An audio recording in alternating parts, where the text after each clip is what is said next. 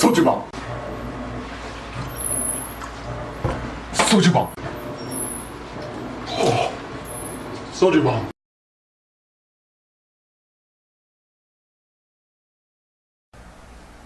And I'm rocking the pink shirt. Yes, hello. Welcome to another Sake Bomb. We are gathered here with our very special guest, the pink shirt. And his pants. Yes, and my pants! Well, they're technically shorts, so remember we made the joke about the pants being on leave Yeah. because, it had a baby and these are it. Aww, paternal leave. Paternal leave, yeah. Okay, we're here to talk about yet another Korean film. This time we're here to talk about Wonbin's 아저씨, which literally means just Mister. But the American title is The Man from Nowhere, which isn't a very good title. I personally would have thought The Man with No Name sounds super generic, but even that would have been better than The Man from Nowhere.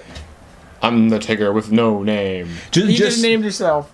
But since it's 아저씨, it would have been just so easy to make it Mr. Nobody. Or just The Mister. Yeah, but we're not going to be hung up on the fact that the title sucks in Americanese. Because the movie's pretty good. Now, whenever people ask me what it's about, I kind of give it the generic title of, well, if Koreans made Taken, this is probably what it would turn out like. Yeah, I can see it. There's a lot of similar through lines, even if like the style of the movie is a little different. So there's a lot of similar through lines. But let's wind back to the beginning. The movie begins in a club. A guy gets beaten up and robbed by a lady. Now, who is this lady and what's she doing?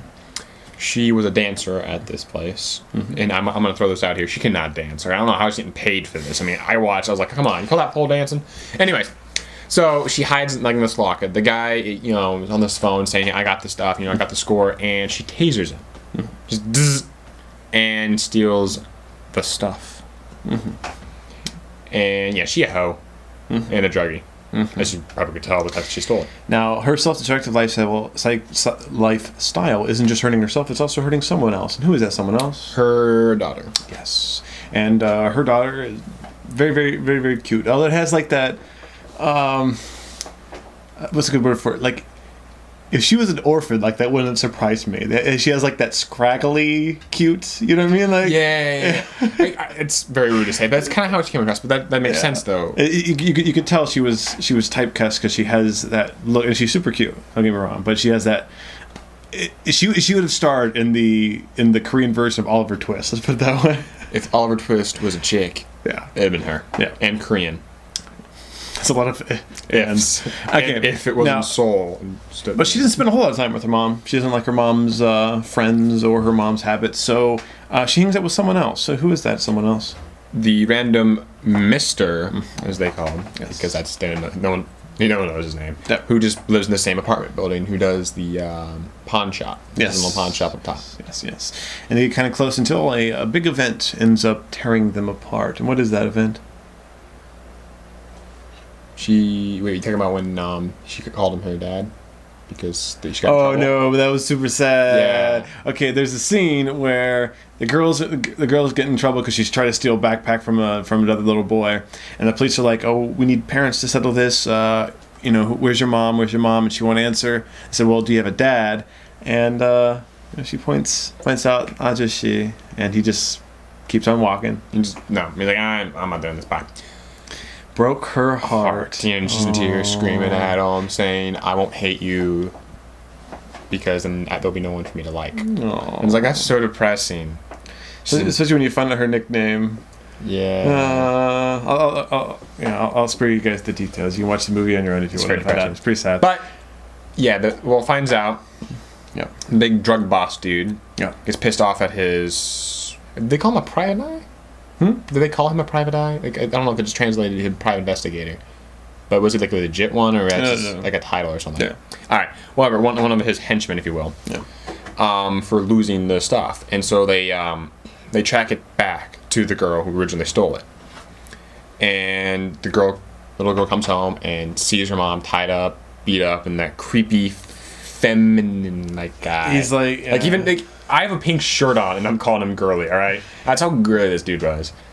He was kind of creepy. Very creepy. I mean, obviously done that on purpose. Yes. But, Yeah, he's torturing her and doing that. So they capture both of them, and there's a backpack up in the pawn shop that had the stuff in it. Like it was camera back. Yeah, camera back. Maybe. And so they go up to get it from the guy, and he just beats the crap out of him. I mean, you're like, oh wow, this guy can fight apparently. Yes. So they call him and tell him that they let the little girl say something on the phone and say, give us the stuff or she dies, pretty much. Yep. And so he gives it to them, the camera bag. They take it and then they just leave after killing the dude that got beat up twice now. He's I guess it's like, okay, he's the muscles and he keeps losing in fighting. So might as well let him die. Let's just kill him. So the one Vietnamese guy. Yes. Who's best character. Best character. He's joining the illustrious ranks of Mark and Chuck and Eddie. In the arms of a danger, I'll fly to you. Anyways, he just kills him and then he leaves. They leave the phone. He puts the phone down, shows it to him, puts it down, and just leaves. Yeah. So he picks up the phone. They want him to deliver something like the stuff to the boss. Mm-hmm. So he does that. Oh, well, here, quick pause there. Okay, so girl's kidnapped. He wants to get the girls back, and he has to do an errand in order to get those girls back. So we're gonna pause it there. If you have any interest in this movie, might want to track it down before we start getting into big spoilers. So before we go forward, James, A, did you like this movie, and B, would you recommend it, and if so, to whom? A, I really like this movie. It was pretty freaking legit. B, I recommend it to anyone who likes depressing, action-packed films. I mean, like you said, it was Taken, but I think it was a step beyond Taken. I mean, obviously, Taken is Liam Neeson, so it's automatically better. Like, I don't care what happens in the movie, he's awesome. But, like, the extent that they go, like, just the violence, and then there's, I want to say, one, maybe two scenes. Yeah. They went across the line a little bit. So, obviously, if you like Taken, you're going to like this movie.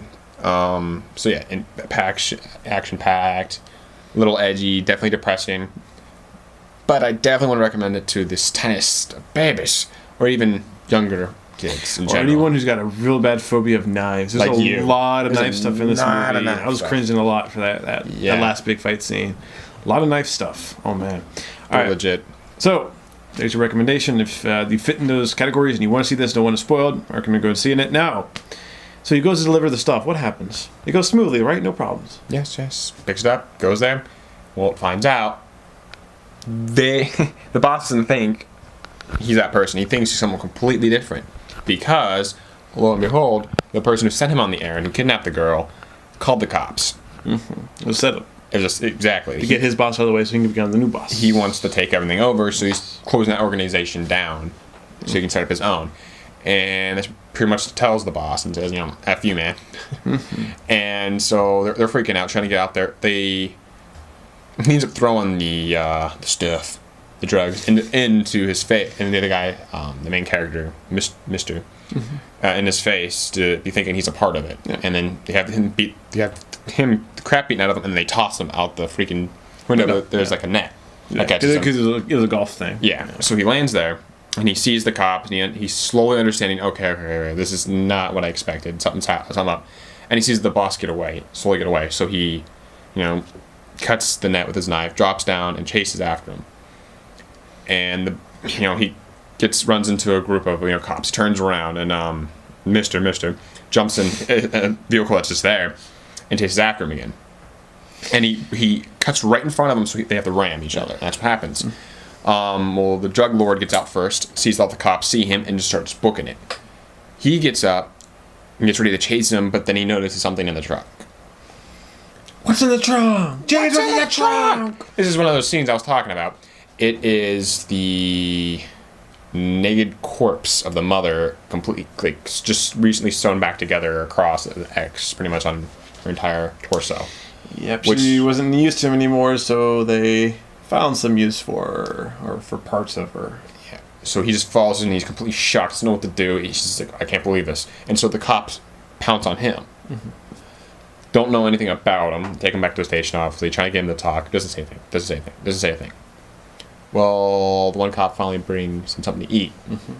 And so he whips out a little trick and tells him, actually, I'm left-handed. He's like, yeah, look at that. Yeah. You're finally talking, all right.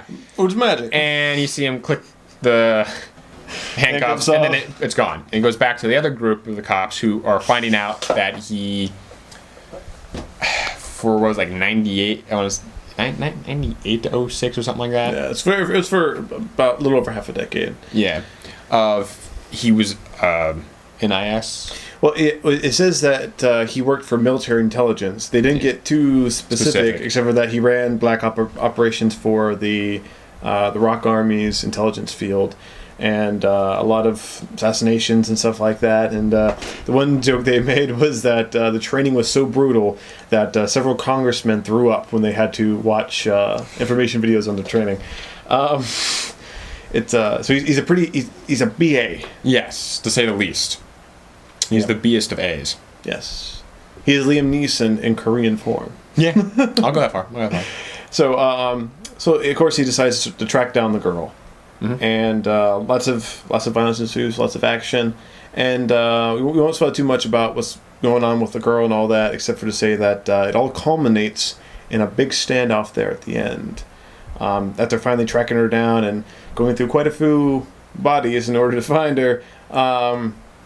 He does, and a really awesome knife fight ensues. Me, though, I'm a little squeamish on knives. I said before, I learned how to kill people with guns, and so for me, guns are very impersonal. They're very professional. They're very efficient. But the knives seem so sloppy and brutal in comparison. Again, that's just my personal bias. And they don't kill you nearly as quick. No. I mean, it's possible to be killed very slowly with a gun, depending where you're shot, but with a knife, it just seems so... agonizing. Man. Yeah. And the special effects are pretty good. Pretty good. Like he takes on 20 guys. They're just throwing them around, using the ones as shield and stabbing people left and right. It was pretty freaking awesome. Pretty freaking awesome. And he does eventually get reunited with the girl. And there's a huge fake out scene. If you're watching to this point and you still want to watch this and haven't turned it off yet, that was definitely the time. They heavily imply that what they do with the little kids after they're done using them basically as drug mules, they call them ants, is when they start to get sick and start dying, they kill them so that they can harvest their eyes and sell the corneas and stuff like that. And they heavily imply that's what they do to the little girl. They even have a thing of eyes that they're mocking them with, saying that they're hers. But of course, it's not really hers. Called it a mile over. I know, but Korean movies are pretty depressing, so it would not have shocked me if they did end it that way. The creepy girl-like man, all right? He's the brother of the guy who decides to take everything over. Yeah. So, Mr., if you will, goes to their little farm, ant farm, if you will, and frees all those kids, kills everyone there, and he beats the ever-living crap out of the girly man, ties him up to a chair, and then starts shooting a nail gun into his leg, a couple of times. Calls up the brother. He calls up the brother and tells him, listen, give me the girl, now. And he's like, if you hurt my brother, I swear to God, she's dead. Boom! He shoots him again in the leg with a nail gun. He just starts screaming, freaking out. So, and then he ends up making his own little bomb out of the ingredients that are there. Turn on the propane and everything with the gas flow. Tied a lantern? Yeah, lantern to a string. On one end of a table to a bag of Coke. And they leaned them off, so they're balancing each other. But, once something gets, lighter, the other one will fall. So, at a timer, he cuts the bag, and so the Coke starts to pour out. Gives enough time to get out, and the other guy gets to watch his life just blows up. It had the big scene where it's like, you're messing with, we're totally going to kill that girl, you're never going to see her again. It's like, even if you already give her back right now, you and your brother are still dead. It was like, that's great. And so when the guy hears that, the main character is still shooting his brother in the leg with a freaking nail gun, he runs to his car, opens up and says, tell, the surgeon dude, to take her eyes. And so they get in. And so there's a scene there where the guy is now, the surgeon, is high and drunk. And it explained to the little girl how she's never going to see her mom again because he ripped her apart and held her heart in his hand. And she's, crying, looking at the Vietnamese guy, saying, you said I could see her again. He's lying, right? He's lying. And then, he puts the rag over her mouth, knocks her out. Then you see the scalpel go to her eye.